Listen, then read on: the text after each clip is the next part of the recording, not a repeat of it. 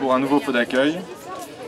Et on enchaîne donc directement avec notre animation, avec Jacques-Olivier Travers qui représente donc les Aigles du Léman.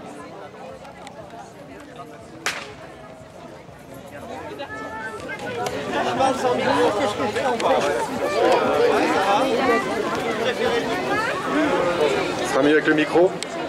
Pas le choix. Vous êtes sûr que c'est mieux avec le micro? Ouais, si vous avez raison. Vous avez raison. Bien, bonsoir d'abord. On est ravis d'être ici à Thonon pour vous présenter notre activité. Vous la connaissez peut-être, ou en tous les cas, on va essayer de vous la faire découvrir. Nous sommes situés donc à 6 km avant Thonon, sur la commune de Sié, exactement dans le hameau de Bonatray. Nous avons là-bas donc un parc qui s'appelle les Aigles du Léman, qui est situé sur 9, qui se tient sur 9 hectares et qui présente 6 spectacles quotidiens totalement différents. Vous retrouvez chez nous évidemment les rapaces qu'on est venu vous présenter aujourd'hui. Vous retrouverez chez nous de la fauconnerie équestre, c'est-à-dire le travail des aigles à cheval, mais également les oiseaux aquatiques. On va vous présenter un spectacle sur les oiseaux du lac, les cigognes, les canards, les hérons, les cormorans. Vous allez également découvrir le travail des chiens de berger, ce qui se passe en montagne, comment on dresse ces chiens pour ramener les troupeaux en montagne. Et vous découvrirez deux spectacles un petit peu différents, deux spectacles historiques. Le premier, c'est un spectacle de KPDB, de mousquetaires. Ça s'adresse plutôt, on va l'avouer, aux enfants. C'est la légende de D'Artagnan. Et puis un autre spectacle qui est un spectacle de chevalerie. Donc ça se tient tous les jours à Sié. Nous sommes ouverts de 10h à 18h tous les jours. Et les spectacles ont lieu tout au long de la journée. Vous prenez votre ticket d'entrée, vous pouvez découvrir les 150 oiseaux que nous avons sur le site. Et puis évidemment les spectacles. Alors aujourd'hui, on est venu vous présenter quelques rapaces. Évidemment, les oiseaux que vous allez voir ont l'habitude d'évoluer en public, mais je vais quand même vous donner deux petites consignes à respecter. La première, c'est de ne pas chercher à les toucher, quoi qu'il arrive, vous les laissez faire, ils ont l'habitude, et tant que vous ne caressez pas un oiseau, il n'y a aucun risque. La deuxième chose, et surtout pour les enfants, je vois qu'on vous a fait des petites épées et tout ça, ne cherchez surtout pas à toucher ou à attraper un oiseau qui passe en vol au-dessus de vos têtes, parce que là par contre c'est réellement dangereux, et ça donc ça sera à proscrire totalement. Alors on va donc vous présenter ces fameux rapaces, ça va être pratique avec mon micro.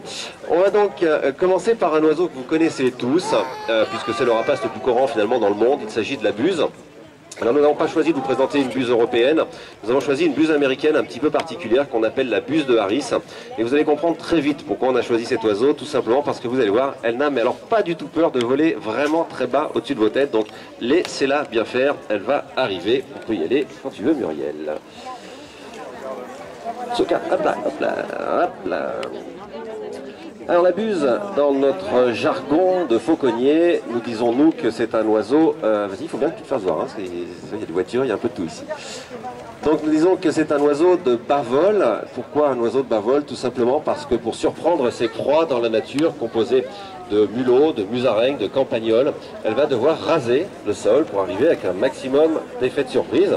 Alors vous allez vite voir ici que le sol, eh bien, c'est vos têtes aujourd'hui. C'est pour ça qu'elle n'hésite pas du tout à les raser.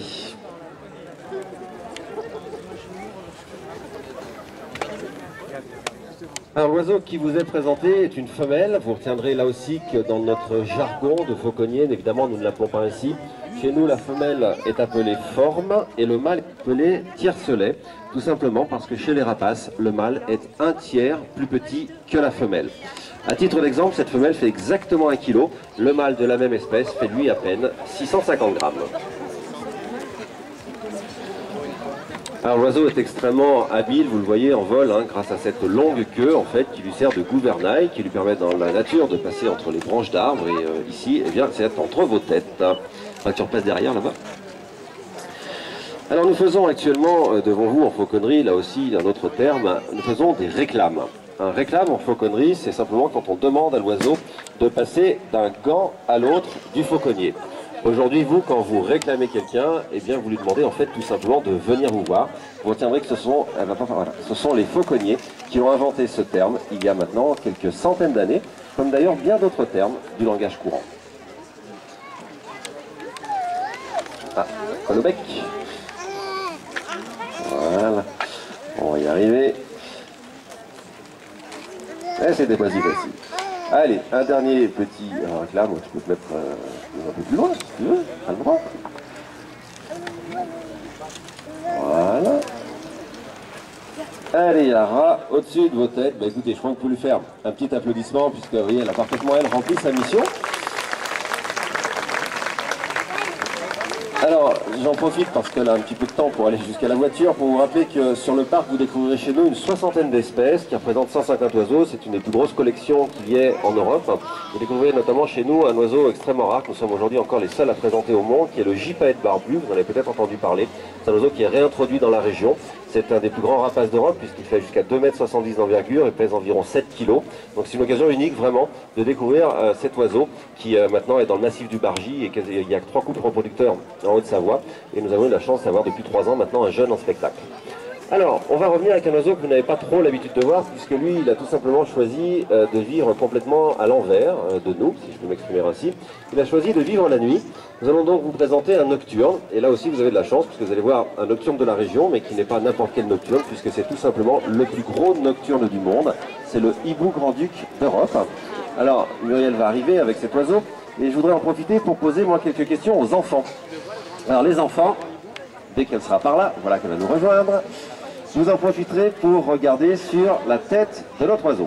Alors les enfants, vous regardez bien la tête de l'oiseau. Est-ce que quelqu'un peut me dire comment on appelle ce qu'il a sur la tête là? C'est quoi ça? C'est quoi ce qu'il a sur la tête là? Les quoi? Les oreilles. Bon, les oreilles, c'est ce que je voulais pas entendre, mais c'est pas grave, on est là pour apprendre.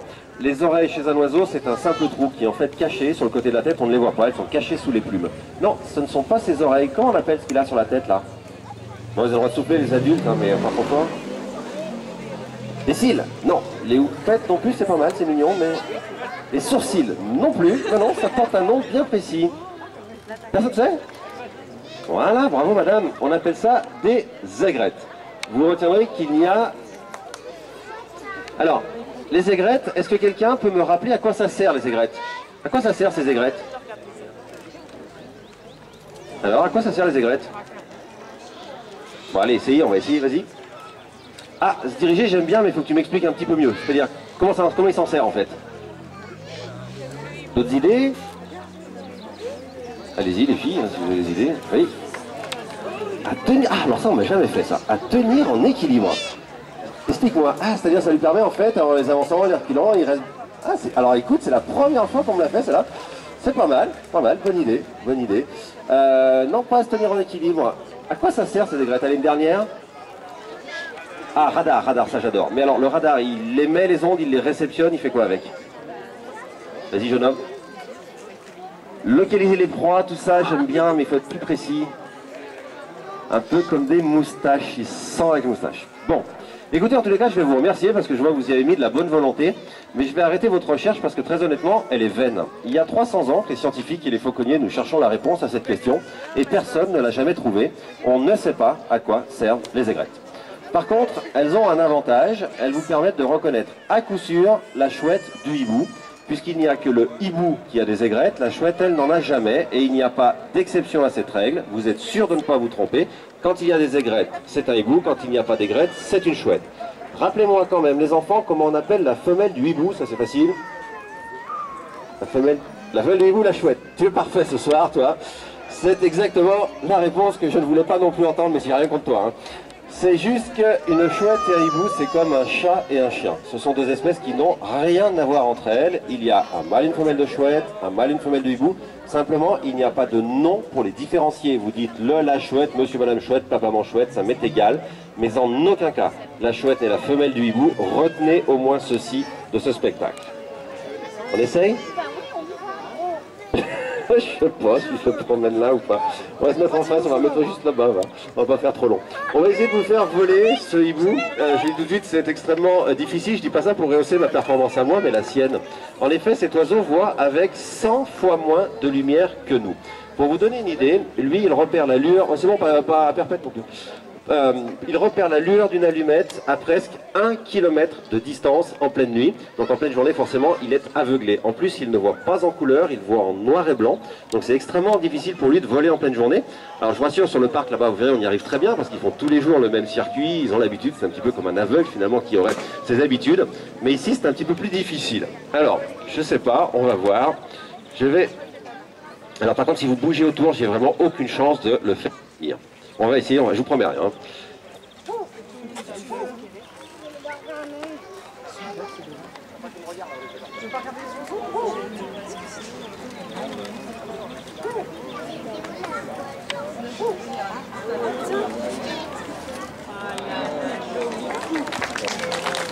Franchement, je crois qu'il le mérite, hein, parce qu'entre les voitures, le bruit, le mouvement... C'était parfait, voilà. Donc vous ne l'avez peut-être pas remarqué, mais le vol de ce hibou est complètement silencieux. Tout simplement parce qu'il a sur les plumes un petit système qui filtre l'air. Cette coquetterie de la nature, tu peux venir chercher, eh bien, permet tout simplement la nuit d'arriver sans bruit sur ses proies et donc de le surprendre. Alors, avant qu'il parte, je vais vous faire remarquer deux dernières petites choses. La première, c'est la couleur des yeux. Vous pouvez voir que cette couleur est absolument magnifique. Elle va vous donner une idée de son âge, puisque les jeunes oiseaux ont les yeux jaunes. Et ensuite, tout au long de leur vie, leurs yeux vont foncer. Ils seront orange clair, comme chez celui-ci, qui n'a que 3 ans, orange vif, et ils finiront par être rouges à la fin de leur vie, lorsqu'ils atteignent l'âge de 25 à 30 ans. Dernière chose, vous avez peut-être remarqué, mais le hibou peut tourner la tête de manière incroyable. C'est plus de 220 degrés de rotation de chaque côté. Alors ça compense par contre des yeux qui, eux, sont fixes dans leurs orbites. Il ne peut pas bouger ses yeux de droite à gauche. Il est obligé de tourner la tête pour suivre le moindre mouvement. Alors, on va essayer ensuite, vous allez nous faire un petit couloir, si vous pouvez par là vous écarter un petit peu, on va faire voler un dernier oiseau, mais vous allez voir, il est très impressionnant. On est venu avec tout simplement ce qui est un des 10 plus gros aigles au monde. Il fait partie de ces oiseaux qui dépassent les 2 mètres d'envergure. Il est d'ailleurs probablement le plus connu de tous les aigles, en fait, depuis que les Américains ont choisi cet oiseau comme emblème national, il y a maintenant un peu plus de 200 ans. C'est le fameux pigargue à tête blanche. L'oiseau, vous allez voir, est un mâle de 8 ans qui fait exactement 2,05 m d'envergure, qui pèse à peu près 4 kg. Alors on va essayer de le faire voler au-dessus de vos têtes, sauf que là c'est la version bombardier, donc des fois on ne sait jamais hein, si je vous baissez un peu la tête. Vas-y, traverse tranquillement. Le monsieur en bleu juste dans la... Voilà, il fera juste vous... Voilà. Restez bien assis hein, par contre là, vous ne bougez pas. On va vous le faire passer au-dessus de la tête. Allez, Keops. Allez, mon père. Pour l'instant il regarde un petit peu les voitures. Attends, bouge pas, on va le laisser 2 secondes.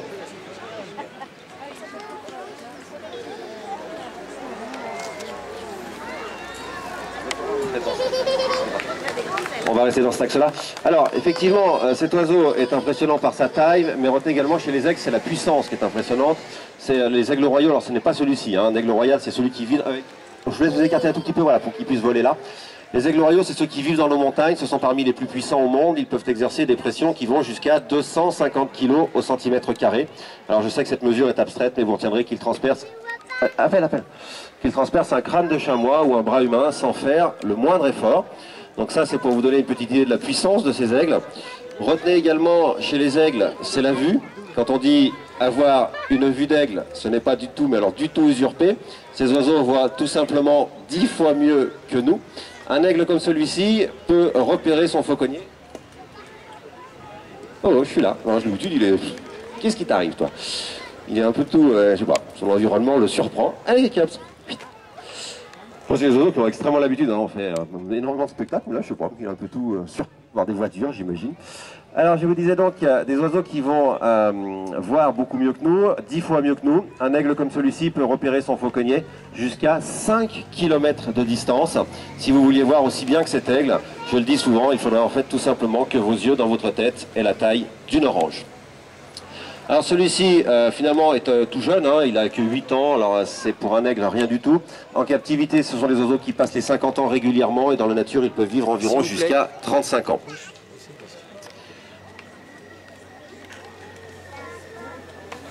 Alors, c'est un aigle pêcheur. Vous retiendrez également que nous avions, nous en Europe, un aigle pêcheur. Vous en avez peut-être entendu parler dans la presse, sur la télévision. Nous faisons au Parc des Aigles du Léman un gros programme qui s'appelle Freedom, qui a pour but de remettre dans la nature l'aigle pêcheur européen, un oiseau qui a disparu de notre pays depuis 200 ans, qui est encore un petit peu plus gros que celui-ci. Et celui-là, vous pourrez le découvrir au Parc des Aigles du Léman. Donc, je vais en profiter pour conclure cette petite présentation. J'espère simplement qu'on vous aura convaincu quand on vient ici avec ces animaux que ce ne sont pas des êtres cruels ou sanguinaires, mais vraiment tout simplement des maillons essentiels de notre chaîne alimentaire et qu'il est vraiment temps que nous apprenions à leur laisser une place à nos côtés. Alors si vous avez vraiment envie d'en découvrir un petit peu plus, je vous le dis, hein, n'hésitez pas à vous rendre à Sciez, c'est à côté. Nous aurons toujours beaucoup de plaisir à vous accueillir, nous sommes ouverts tous les jours et puis nous sommes là aussi pour répondre à vos questions dans quelques minutes, le temps pour moi de le ranger. Merci à vous et très bonne soirée.